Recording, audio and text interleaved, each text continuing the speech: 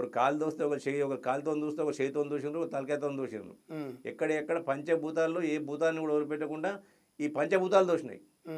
కేసీఆర్, హరీష్, కేటీఆర్, సంతోష్రావు, కవిత అనే పంచభూతాలు ఈ పంచభూతాలను దోసినాయి. ఓకే. ఈ పంచభూతాలను దోచుకున్నంతసేపు ఎవరికేం అనిపించాలి ఇప్పుడు, ఎందుకంటే అందిన కాడికి దోచుకున్న లేన్నారు కదా. ఎప్పుడైతే దోచుకున్నది దాచుకోవడంలో కొంతమేర నిమగ్నం అయిపోయారు.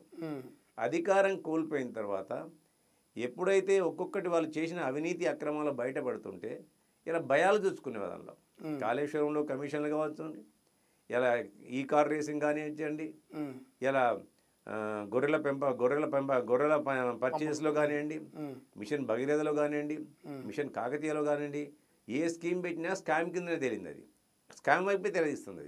కాబట్టి ఇటువంటి పరిస్థితుల్లో వాళ్ళు మానసిక ఆందోళనకు గురయ్యి ఒకరిపైన ఒకరు అభద్రతా భావానికి లోనై అపనమ్మలకు లోనై నా గురించి వాళ్ళు చెప్తారేమో